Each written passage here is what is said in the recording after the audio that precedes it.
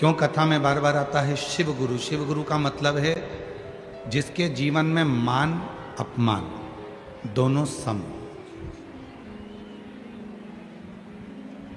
मान और अपमान दोनों सम। सम्मान दो तो ठीक, अपमान करो तो ठीक, तुम्हारी मर्जी हो जो बोलो। आग लगे बस्ती में अपन रहो मस्ती। ना उसे सम्मान की जरूरत है ना उसे अपमान की, अपनी समता में जी। मोबाइल की स्क्रीन को बार बार साफ करते हैं। आपके पास भी मोबाइल है, जब जब मोबाइल पे बात करोगे तो थोड़ी देर में उसको पेंट से घिस लोगे। दुनिया के लोग गाड़ी की सीट पर बैठते हैं तो गाड़ी की सीट को थपथपा के साफ करते हैं। आप भी बैठ कर आए होगे तो पहले तुमने अपने पल्लू से या रुमाल से या थपथपा के धूल साफ करी। इतने कैमरे वाले हैं, फोटो खींच रहे हैं या आप अपने मोबाइल से फोटो खींचते हो तो पहले उसका कैमरा धीरे से एक बार हाथ फेर कर या रुमाल फेर कर साफ का स्क्रीन साफ कर रहे हो बार बार। आप कैमरा साफ कर रहे हो बार बार। आप बैठने से पहले गाड़ी की सीट साफ कर रहे हो। कुर्सी पर बैठते हो तो कुर्सी की सीट भी साफ कर कर बैठते हो। तो फिर भगवान की जब भक्ति करने बैठते हो तो मन साफ कर कर क्यों नहीं बैठते? उसमें अहंकार, काम, आसक्ति, लोभ, वासना, तृष्णा क्यों भर कर बैठे? उसने मुझे अपशब्द कहा, मैं उसको आड़ा टेढ़ा बोलूंगा। भगवान उसने ऐसा कर दिया, प्रभु उसने ऐसा बोल दिया, परमात्मा उसने ऐसा कर दिया। शिव गुरु वो होता है जिसने अपने जीवन में ना मान से मतलब है ना अपमान से मतलब है। उसको तो केवल अपने मन की पवित्रता को धारण कर कर, मन को क्लीन कर कर, मन को साफ कर कर भगवान की भक्ति में डूबा। जितने भी शिव भक्त इस पवित्र कथा को इन पंडाल में बैठकर 42 डिग्री टेम्परेचर, 43 डिग्री टेम्परेचर में धूप में बैठकर जो कथा सुन रहे हैं, आप किसी शिव गुरु से कम नहीं हो। आप भी गुरु हो और शिव गुरु। आपके अंदर भी मान और अपमान का मतलब नहीं है। बैठने की जगह मिल गई, कहाँ बैठे? कोई ने पूछा क्यों तू कथा में गई थी तो कहाँ बैठी थी? मैंने तुझे देखा था बिल्कुल पीछे बैठी थी, तेरी तो इतनी पहचान है, तू आगे जाके क्यों नहीं बैठी? उसने कहा कथा तो सुनना है ना भोलेनाथ जी की, सियोर वाला गुरु जी को सुनने गई थी, मैं तो शिव पुराण सुनकर आ गई, अब मुझे आगे से मतलब ना पीछे से मतलब ये शिव गुरु का भाव आ गया, उसमें शिव गुरु तत्व। क्यों? तेरी तो इतनी पहचान थी और तुझे बैठने के लिए कोई जगह नहीं मिली आगे, और तू तो उधर पीछे के पंडाल में साइड में बैठी थी। मैंने देखा था तुझे एलईडी के पास में बैठी थी। हाँ, कथा तो सुनी ना, कहीं पर भी जगह मिली सुनी ना। इसको शिव गुरु कहते हैं कि ना तो आगे से मतलब ना पीछे से मतलब, ना मान से मतलब ना अपमान से मतलब। तो जितने भी शिव भक्त भुसावल की इस पवित्र धरा पर, यावल की इस पवित्र धरा पर, मां ताप्ती के तट पर जितने भी शिव भक्त ये इतनी भरचक गर्मी में जो कथा सुन रहे हैं, आप भी किसी शिव गुरु से कम नहीं हो, क्योंकि आपके अंदर ना मान से ना अपमान से, ना कोई आगे से ना कोई पीछे से, आपको तो केवल एक मतलब है, श्री शिवाय नमस्ते। कोई मतलब नहीं है, जहां जगह मिले वहां बैठकर भजन करना। शिव मंदिर में जा रहे हो, कोई कह रहा है कि बताओ शंकर जी के मंदिर में वो अपनी जगह संभाल कर बैठ जाती है, वो पसर कर बैठ जाती है, वो अपनी जगह इकट्ठा करके बैठ जाती है, तुमको जगह नहीं देती, लोटा भर जल चढ़ाने नहीं देता। कोई बात नहीं, वो चढ़ा रही है ना, एक ही बात, जब वो उठ जाएगी मैं चढ़ाऊं। शिव गुरु, शिव बाबा से, जिसने शिव गुरु से उसके तत्व को ग्रहण कर लिया, वही शंकर का सच्चा भक्त है। हमको कुछ सीखना शिव गुरु से, हमको कुछ ग्रहण करना। शिव गुरु हमको क्या सिखा सकते हैं? हमको यही सिखा, अहंकार को दूर करो, अभिमान को दूर करो, आसक्ति को दूर करो, तृष्णा को दूर करो, गलत विचारों को दूर करो। जब ये गलत विचार, गलत सोच सब दूर हो जाएगा तो शिव अपने आप करुणा करे।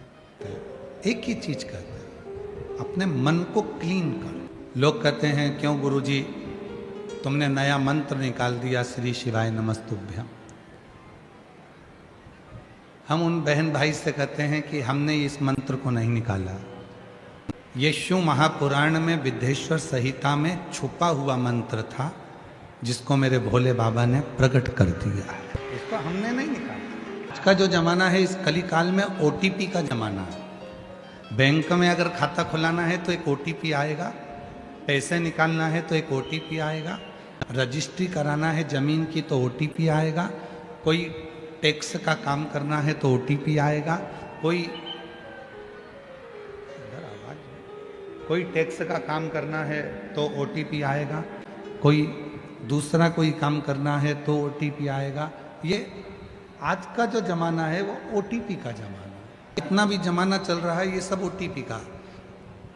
एडमिशन कराने जाओ तो भी स्कूल वाले कह देते हैं आपके मोबाइल पर एक ओटीपी आएगा, हम एडमिशन दे देंगे। पैसे निकालने जाओ एक ओटीपी आएगा, हम पैसे निकाल देंगे। ओटीपी। तो जैसे कलिकाल में, कलयुग में ओटीपी आया है और उस ओटीपी से तुम्हारा एडमिशन हो रहा है, उस ओटीपी से तुम्हारा पैसा जमा हो रहा है, उस ओटीपी से तुम्हारा पैसा जमा हो रहा है, उस ओटीपी से तुम्हारा खाता खुल रहा है, उस ओटीपी से सब कुछ तुम्हें प्राप्त हो रहा है। उसी तरह ये श्री शिवाय नमस्तुभ्यम ये मंत्र नहीं है, ये शंकर जी का ओटीपी है जिससे आप शिव के शंकर मंत्र, ये वो साधना। ओम नमः शिवाय बोलिए, ब्रह्मांड के रचयिता भगवान शिव को नमस्कार। नमः शिवाय बोलिए, शिव जी को नमस्कार प्रणाम। श्री शिवाय नमस्तुभ्यम बोलिए, शिव को नमस्कार प्रणाम। ये वो ओटीपी है। शिव को पाने का सुंदर तरीका ही है ये। भगवान शंकर को प्राप्त करने का सुंदर तरीका ही है शिव की अभिगम। बड़ा सुंदर प्रसंग 63 नयनारों में आता है, बहुत सुंदर प्रसंग है। शिव जी के भक्त हुए हैं, भगवान शंकर के जो 63 नयनार हुए हैं, 63 जो भक्त हुए हैं शिव जी, 63 नयनारों में एक नयनार का वर्णन आता है अपर का। शिव जी के 63 शिव भक्तों में से 63 शिव भक्तों में से एक शिव भक्त है अपर, जिनका नाम है अपर। तमिलनाडु प्रदेश के रहने वाले हैं और इनका जो बचपन था शिव की भक्ति में निकला। इनकी एक बहन है तिलकावती, भाई का नाम है अपर और बहन का नाम है तिलकावती। 2 भाई बहन हैं, अपर और तिलकावती। बाल्यावस्था पूरी संघर्ष में निकली अपर। थोड़ा ध्यान देना इस कथा पर।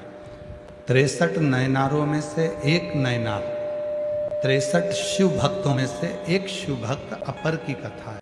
बचपन पूरा संघर्ष से निकला, पूरा संघर्ष।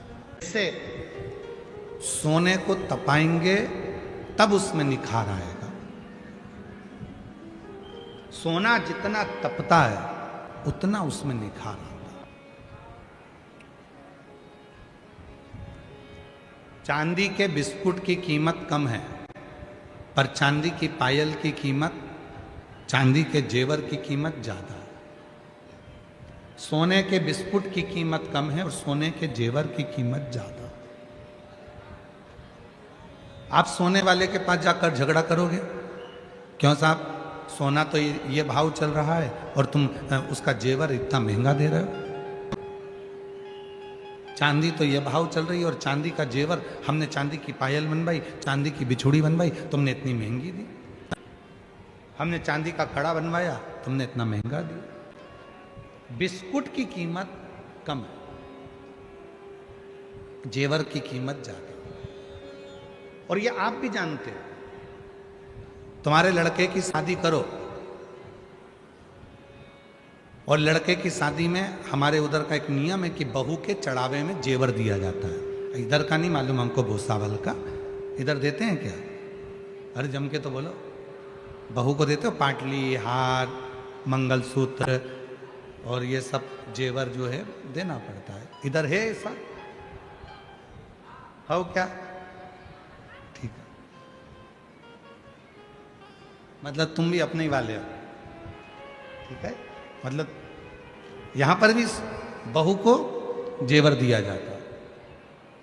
अब तुम सोचो कि मेरे को बहू को जेवर की जगह एक काम करती हूं, 2 तोले का हार बनवाऊंगी 1 तोले की चूड़ी बनवाऊंगी, 1 तोले के कान के बनवाऊंगी, ठीक है, 4 तोला सोना हो गया। तो तुमने विचार करा एक काम करती हूं, 4 तोले का एक बिस्कुट ले लेती हूं और बहू को चढ़ा देती हूं। बिस्कुट लिया 4 तोले का और तुमने बहू को दे दिया,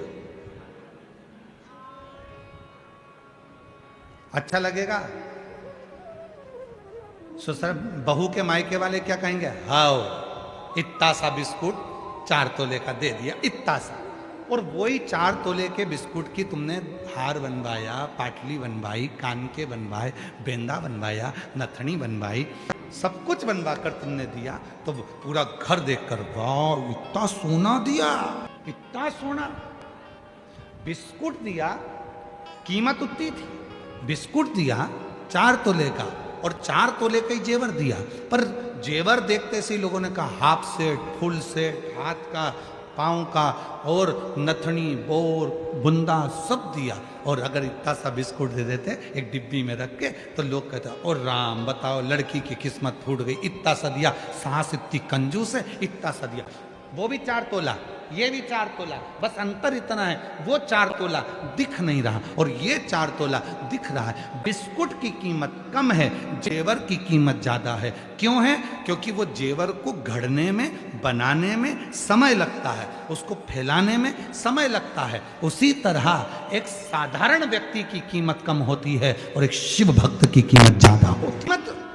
वो समझ नहीं पा रहा, उसकी कीमत वो जब समझेगा जब अंत समय में एक साधारण व्यक्ति भी पलंग पर पड़ा होगा और एक शंकर का भक्त भी जब पलंग पर पड़ा होगा, वो साधारण व्यक्ति पलंग पर पड़ा हुआ अंतिम सांसें गिन रहा होगा और शिव का भक्त अंतिम समय में भी शिव को याद कर रहा होगा। तो शंकर नंदी पर आएंगे और उसके आनंद में उसको दर्शन देकर उसको स्वस्थ कर कर जाएंगे। ये सुख है। 2 मक्खी, मक्खी तुमने देखी है?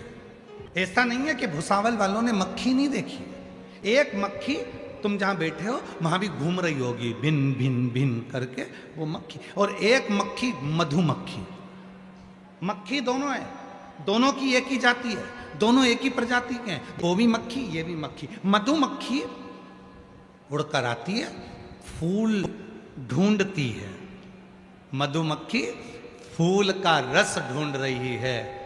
और एक ये साधारण मक्खी गंदगी ढूंढ रही है। साधारण मक्खी अच्छी जगह पर नहीं बैठ रही है। तुम्हारे पांव में कहीं चोट लगी है तो वहीं आके बैठेगी, आंख में कीचड़ जमा होगा तो मक्खी वहीं आकर बैठेगी। साधारण मक्खी गंदगी को ढूंढती है और वहां बैठती है। मधुमक्खी फूल को ढूंढती है, वहां बैठती है। दोनों में अंतर है। मक्खी वो भी है, मक्खी ये भी है। बस अंतर इतना है कि उस मधुमक्खी में एक ज्ञान आ गया कि फूल का रस लेऊंगी, बाद में दुनिया को देऊंगी तो मेरा नाम जगत में चलेगा और लोग मुझे प्रणाम करेंगे। इसलिए मक्खी कहीं बैठती है तो लोग उसे भगा देते हैं और मधुमक्खी किसी के नए मकान में भी छत्ता बना लेती है तो कहते हैं शुभ होता है, अच्छा होता है, कार्य सिद्ध होता है। मक्खी वो भी है, मक्खी है। दोनों में अंतर। मक्खी 2 तरह की होती है, इंसान भी 2 तरह का हो। एक मक्खी की तरह होता है, दारू की दुकान पे मिलेगा। एक मक्खी की तरह होता है, गंदगी की ओर मिलेगा। और एक मधुमक्खी की तरह होता है, जब भी मिलेगा शिव के मंदिर में, ताप्ती के तट पर, शिव महापुराण में, सत्संग में, कीर्तन में, भजन में, इसे कोई मत, वो अपनी मस्ती में मस्त। शिव जी के 63 नयनारों में एक नयनार है अपर, जिसकी बहन का नाम है तिलकावती। अपर बाल्यावस्था में उसको बड़ा कष्ट रहा, बहुत बहुत परीक्षा अपर में, बहुत। और संसार सागर में अगर जन्म लिया है तो परीक्षा देना ही पड़ेगी। लोग कहते हैं कि बेटा पढ़ाई कर लो, कम से कम 12वीं तक तो परीक्षा दे लो, कॉलेज तक परीक्षा दे लो। लोग भले कहते हो कि परीक्षा, जिस दिन माँ के गर्भ से तुम्हारा जन्म होता है उस दिन से मरते हो तब तक तुम्हारी परीक्षा होती है। रोज एग्जाम देना है, रोज रिजल्ट आए, रोज एग्जाम रोज रिजल्ट। जन्म लिए उस दिन से परीक्षा चालू हो गई। आंख खोलते से, गोदी में लेते से बोले कौन है? तेरे पप्पा। कौन है? आई। अभी तो पैदा ही हुआ है, परीक्षा ले रहे हैं, बोल कौन है? इतने में उसने एक लात दी खींच के, चुप, पैदा ही हुआ हूं, परीक्षा चालू कर दी अभी से। ये कौन है? वो कौन है? दुनिया बड़ी विचित्र है। जिंदा हो तो कोई नहीं पूछेगा कि पापा कैसे हो, कि आई कैसे हो, कि मम्मी कैसे हो। और जैसे ही तुम्हारे प्राण निकल गए और तुम जमीन पे चद्दर ओढ़ के पड़े हो, रिश्तेदार आके जी जी एक बार तो बोल दे, एक बार तो बोल दे, बेन बोल तो सरी। इतने बहू बोल रही मम्मी बोलो तो, बोलो तो। मम्मी ऊपर चढ़ी आसमान में बोल रही, बोलती थी तो बुरा लगता था। रात को आके बोलूंगी तो रुक। मम्मी चली गई, आधी रात को पत्नी उठकर पति से बोल रही है मुझे नींद नहीं आ रही है। क्यों? ऐसा लग रहा है मम्मी कहीं से देख रही है। जिंदा थे कोई नहीं बोलेगा कि तुम बोलो, जिंदा थे कोई नहीं पूछेगा तुम क्या हो, जिंदा थे कोई तुम्हारे पास में आकर नहीं बैठेगा बात करने के लिए, जिंदा थे कोई तुमसे बात करने की फुर्सत नहीं है। और मरने के बाद तुम्हें जगह जगह कर पूछेंगे एक बार तो बोल दो पिताजी, एक बार तो बोल दो भैया, एक बार तो बोलो भाभी जी, कितना प्रेम करती थी भाभी जी, मुंह से तो बोलो भाभी, मुंह से तो बोलो। अब भाभी तो चढ़ी गई ऊपर। दुनिया है, पैदा हो गए उस दिन से परीक्षा चालू है। और केवल तुम्हारी परीक्षा नहीं, भगवान श्री राम जी की भी परीक्षा हुई। जन्म लेते से राम जी प्रकट हुए थे। दोपहर के 12 बज रहे थे, मां कौशल्या के गर्भ से भगवान का प्रकट हुआ था। सब जगह नगाड़े बज रहे थे और कौशल्या जी राम जी से कह रही थी ये क्या है? भगवान कह रहे हैं मैं तुम्हारा पुत्र। कौशल्या जी कहती इतना बड़ा बेटा बनकर आए हो, लोग क्या कहेंगे? छोटे हो जाओ। राम जी छोटे होते गए। कौशल्या जी से कहा बता देना कहाँ रुकना है। जब राम जी बहुत छोटे हो गए तब कौशल्या जी बोली बस इतना बड़ा चलेगा, ठीक है। तो राम जी बात कर रहे थे पटर पटर, भगवान राम जी बात कर रहे हैं माता कौशल्या जी से तुरंत और बात कर रहे थे। इतने में कौशल्या जी ने कहा बात मत करो, यहाँ संसार की रीति है जो जन्म लेता है उसको रोना पड़ता है। राम जी बोले मैं जगत का परमात्मा, मैं परम पिता परमात्मा, मैं दुनिया को रुलाने वाला, और कौशल्या मैया तुम कह रही हो कि मैं रो? कौशल्या जी कहने लगी संसार में जन्म लिया है तो रोना तो पड़ेगा। परमात्मा को भी पृथ्वी पर जन्म लेकर रोना पड़ा। तो माता कौशल्या जी से राम जी कह रहे हैं माँ मैं रो?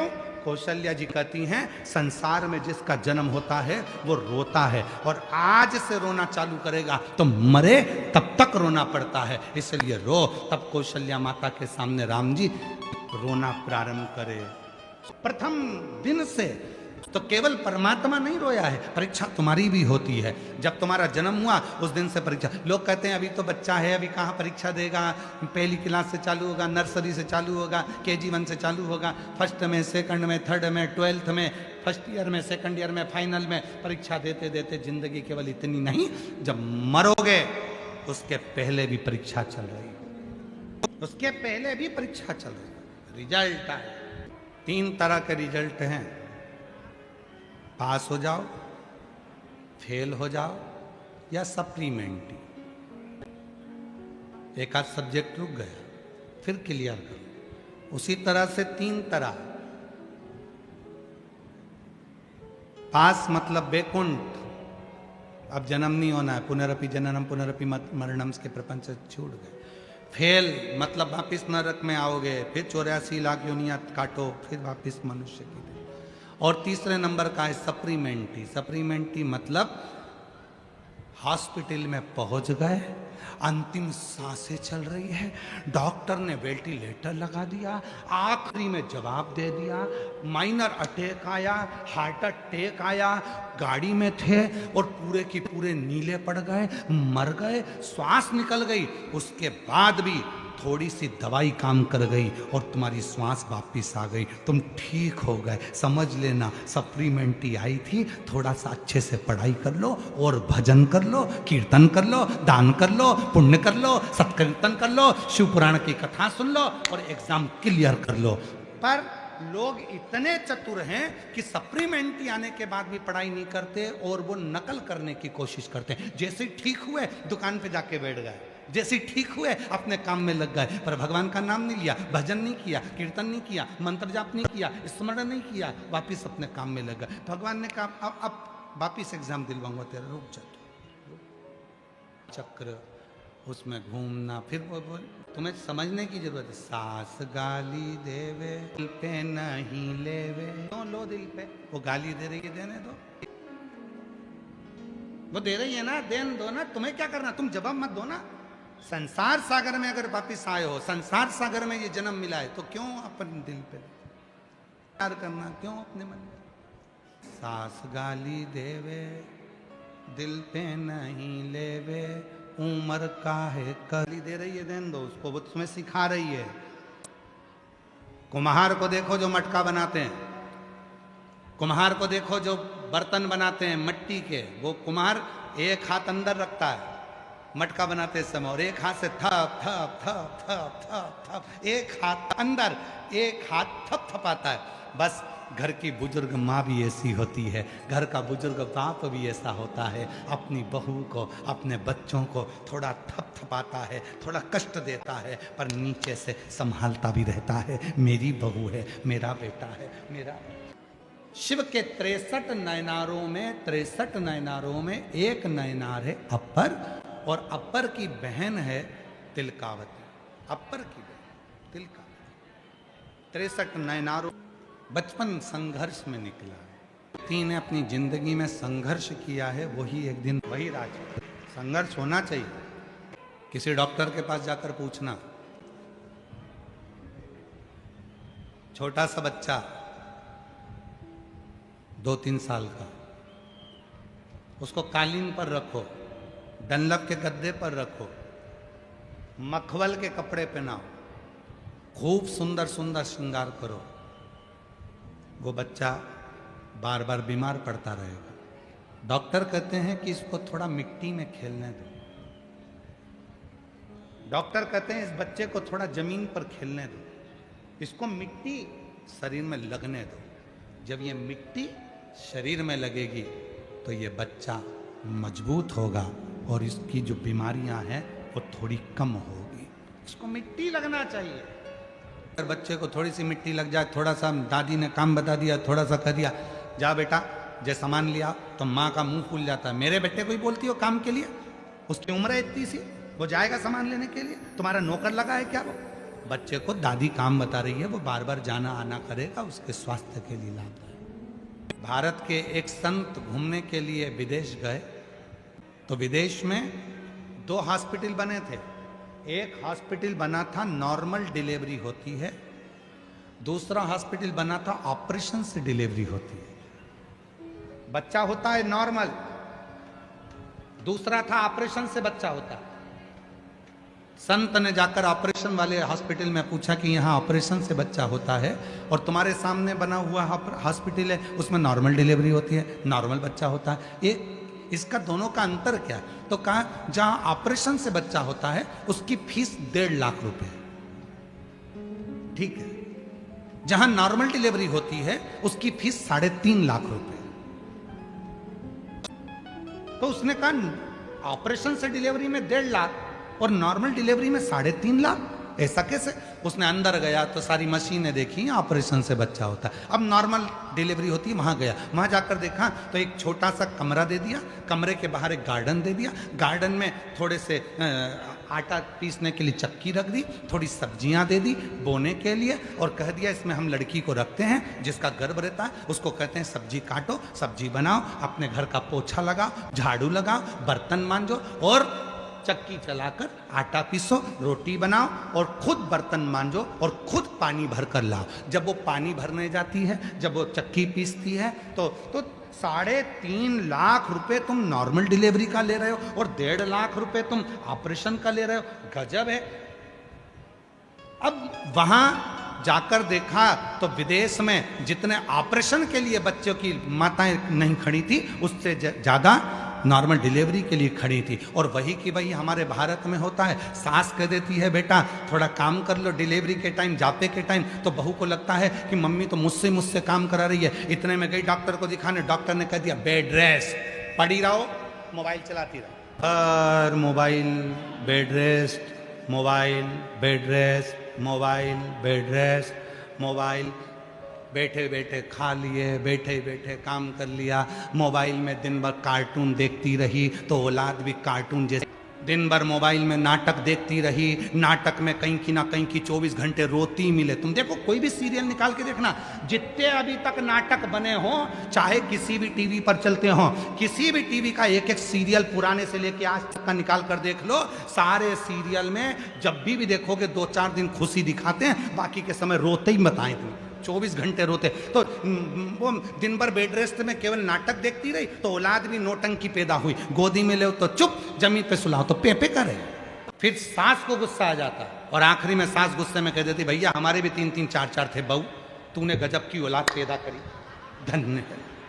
फिर सास को गुस्सा आ जाता, वो भी कह देती गजब की पैदा करी तू, हमारे भी 3-4 थे, खिला देते पिला देते पटक देते, वो खेलते रहते और तू तो उनको गोदी में ले लेके मेरा चंदा है तू मेरा घूमती रह। जन्म लेते थे नानी के घर में तो नानी से बहुत प्रेम होता था।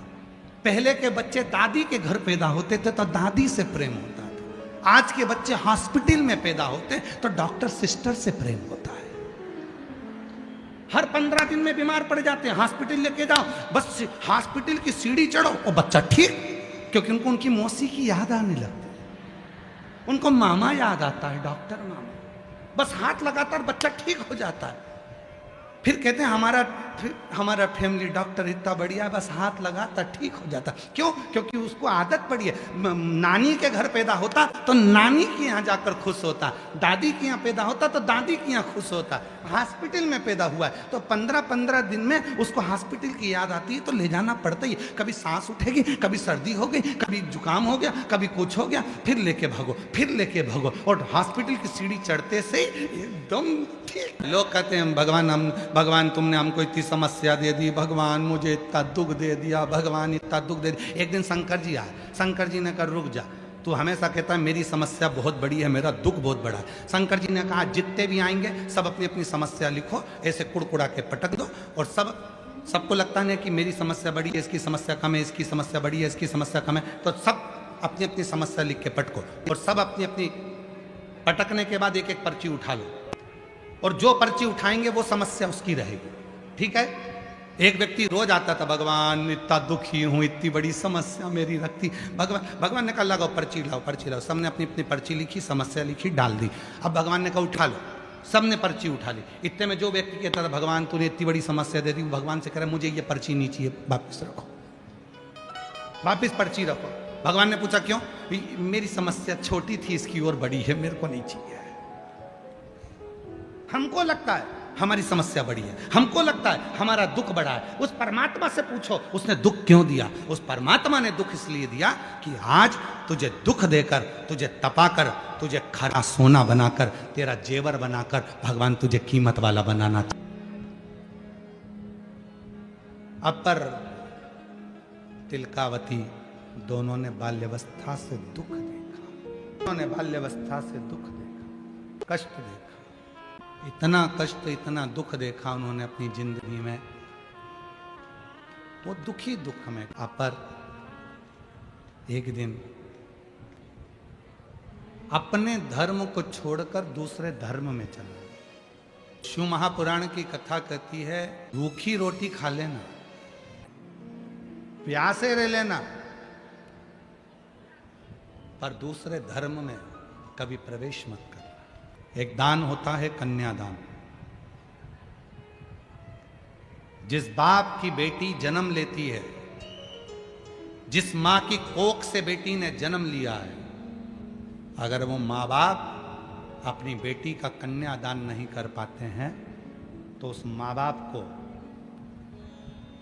कीड़े का जन्म मिलता है, पेड़ का जन्म मिलता है, और लोग उस पर पत्थर मारते हैं। 20 लाख योनियां हैं वृक्ष की, और 20 लाख योनियां लेना पड़ता है एक बेटी के माँ बाप को, अगर वो बेटी का कन्यादान ना कर पाए तो। इसलिए मेरा बेटियों से निवेदन है, लोग कहते हैं बेटा माँ बाप को स्वर्ग भेजता, ना ना ना ना। जिस घर में बेटी का जन्म होता है, माँ बाप अपनी बेटी को पढ़ाते हैं, लिखाते हैं, अच्छे कॉलेज भेजते हैं, अच्छे कपड़े दिलाते हैं, खूब अच्छे से उसको रखते हैं। मेरा बेटी से निवेदन है, खूब अच्छे कॉलेज में पढ़ो, स्कूल में पढ़ो, खूब अच्छी एजुकेशन करो। तुम्हारे कितने भी दोस्त, कितनी भी सहेलियां हों, पर याद रखना, कितने भी दोस्त बन जाएं और कोई शादी के लिए कितना भी प्रेशर दे, उससे कह देना मैं अपना सनातन धर्म छोड़कर दूसरे धर्म में शादी नहीं कर सकती, अपना सनातन धर्म छोड़कर दूसरे धर्म में शादी नहीं करूंगी। मुझे मेरे माँ बाप से कन्यादान कराना है, मैं बेटी हूँ उसकी, उसने मुझे दूध पिलाया है, पाला है, मैं अपने दूध के कर्ज को भुला नहीं सकती। अपने माँ बाप से कन्यादान का मौका,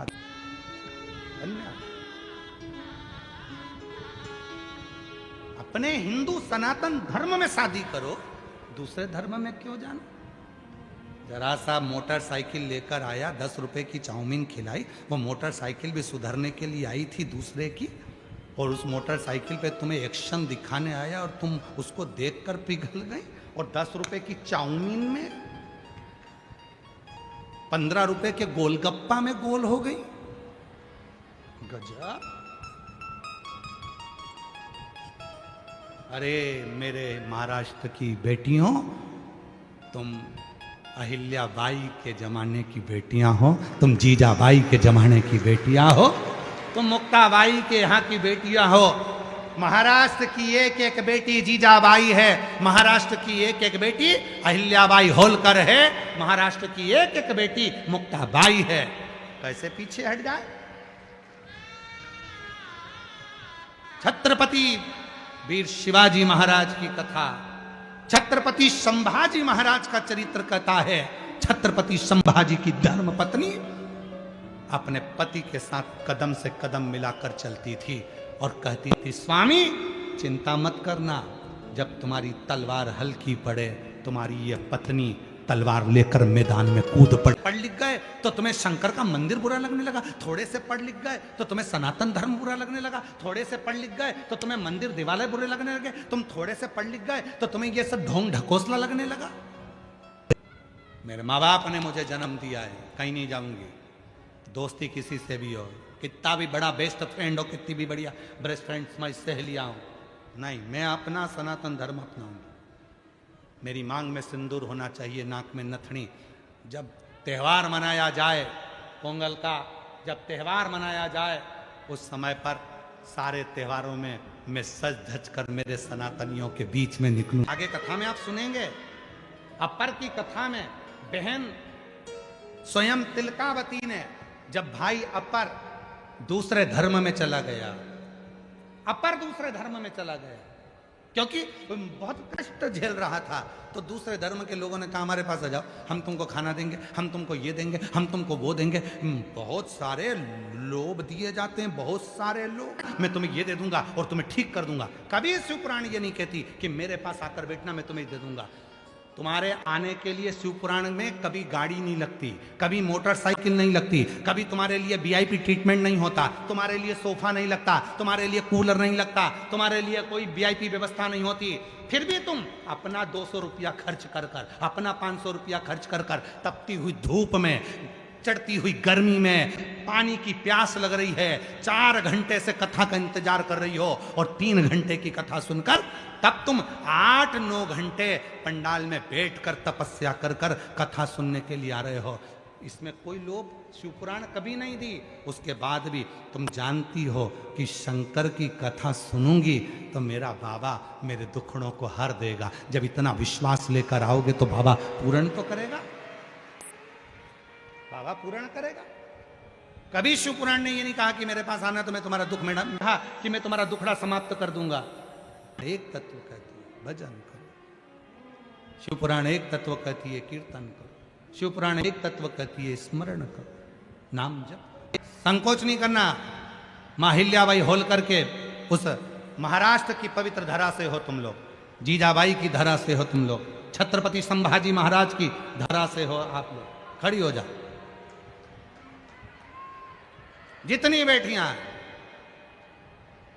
और दोनों हाथ उठाकर आज संकल्प ले लो कि शादी करूंगी तो अपने मां बाप की मर्जी से सनातन धर्म में करूंगी। उठाओ हाथ, दोनों हाथ उठाकर बोलो हर हर। चरणों में नमन मेरी तरफ से। शिव महापुराण की कथा वर्णन कर रहे हैं। अपर 63 नयनारों में से एक, शिव भक्तों में से एक है। दूसरे धर्म में चले गए। तिलकावती को बड़ा दुख हुआ, मेरा भाई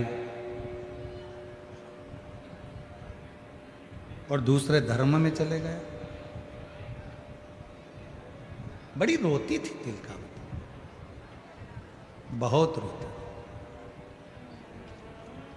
मैं अपने भाई को वापस कैसे लेकर आऊं, ये तिलकावती विचार करती थी। ये तिलकावती के मन में ये विचार आता था कि मैं अपने भाई को लेकर आऊं तो आऊं कैसे। जल चढ़ाने के लिए जब भी शिव जी के मंदिर जाती थी तिलकावती, शिव जी से प्रार्थना करती। कई लोग कहते हैं कि भगवान से रोज रोज मांगना नहीं चाहिए, सबके अपने अपने विचार हैं।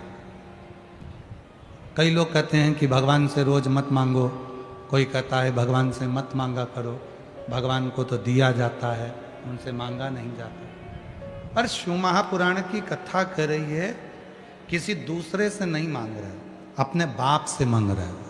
तो बाप से मांगने में संकोच नहीं होना चाहिए। पड़ोस की आंटी से जाकर बिस्कुट मांगोगे वो ठीक नहीं है, पड़ोस के अंकल से जाकर कुछ मांगोगे वो ठीक नहीं है। पर अपने घर में अपनी मम्मा से, अपने माता से, अपनी आई से, अपने बाबूजी से, अपने पिता से, अपने भाऊसा से आप कुछ मांगोगे वो ठीक। दूसरी जगह तो नहीं मांगने जा, दूसरे के दरवाजे पर तो मांगने नहीं जा। मांग रहे हो तो अपने माता पिता से मांग रहे हो, दूसरे से मांगने के लिए भले मत मांग। और हम तो आपसे भी कहते हैं,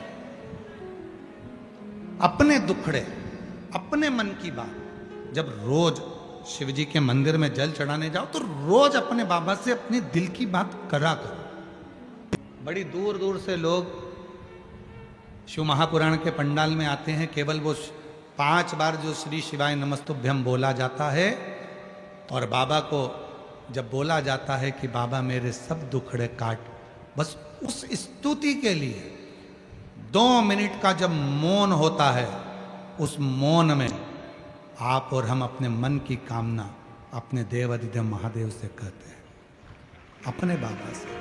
वो जो 2 मिनट का मौन जो होता है, उस 2 मिनट के मौन में वो बाप से बात करी जाती है, अपने हृदय के दुखड़े, अपने हृदय की तकलीफें, अपने हृदय का कष्ट शिव को कहा जाता है। लोग कहते हैं गुरुजी ये शिव पुराण में ऐसा क्या है, आप कथा करने के लिए आते हो, इतने लोग आ जाते हैं, और भी तो कथाएं होती हैं, और भी तो जगह होती है, तो लोग क्यों ना जाते।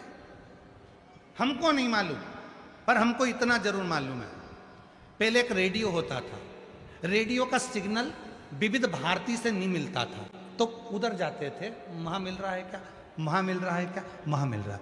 अब वो रेडियो तो गया, मोबाइल आ गया, मोबाइल का भी नेटवर्क कभी कभी ऐसी जगह होती है नहीं मिलता, तो फिर आगे जाके देखते हैं, फिर वहां जाकर देखते हैं, वहां जाकर क्या यहाँ मिल रहा है क्या, वहां जाकर देखते हैं, थोड़ी देर बैठते, नेटवर्क मिलाने का प्रयास करते, मिल जाता है। तो हमको ये लगता है शिव भक्तों का नेटवर्क शिव महापुराण में मिल जाता है। ये हमको नहीं मालूम कि लोग क्यों आते हैं, पर इतना पक्का है कि यहां आने वाले का नेटवर्क मेरे देव अधिदेव महादेव से, मेरे शंकर से मिल जाता है। मेरी बेटियों, मेरे बेटाओं, मेरे बुजुर्ग माँ बाप, रोज प्रार्थना करो, तुम्हारी प्रार्थना शिव स्वीकार करें। एक पत्र है, अच्छा है। अपर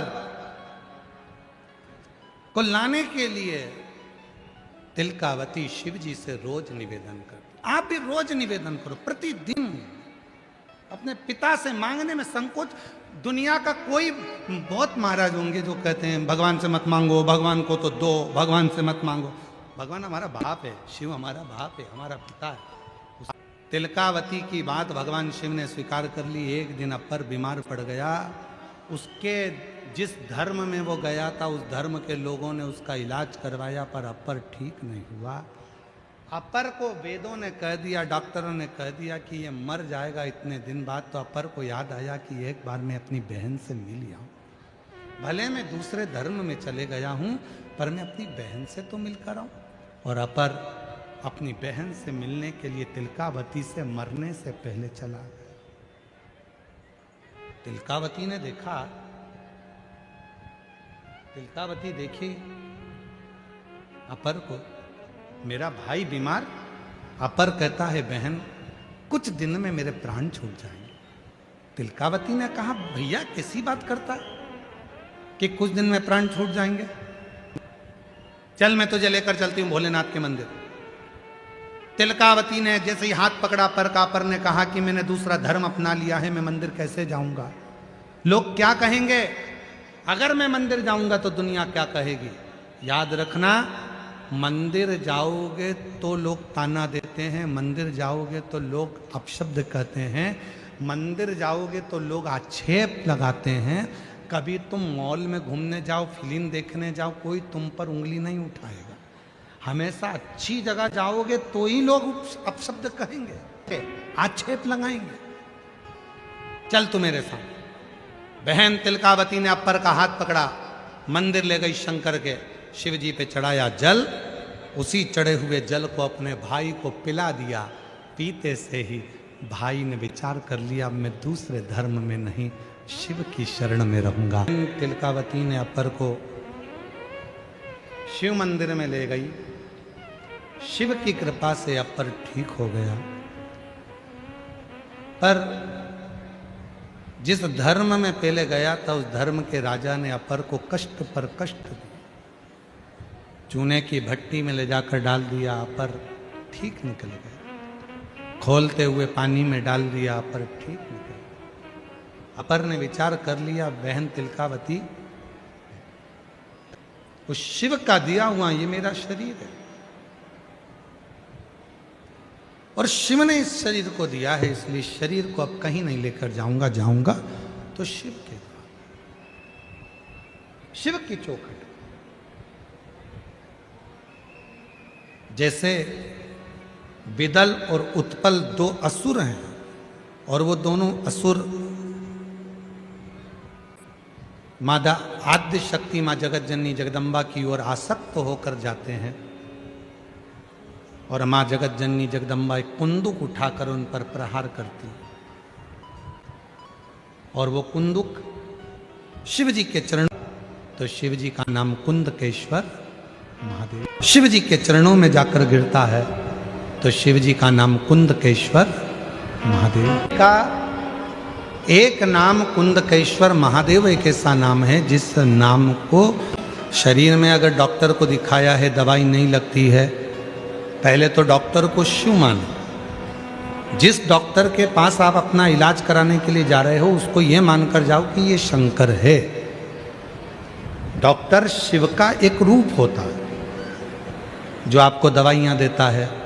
फिर जो दवाई डॉक्टर दे वो जांच का बोले जांच कराओ, दवाई का बोले दवाई खाओ, पर उस दवाई को जब हम कुंदकेश्वर महादेव के नाम से लेना चालू करते हैं तो वो दवाई हमारे शरीर में लगना प्रारंभ होती है।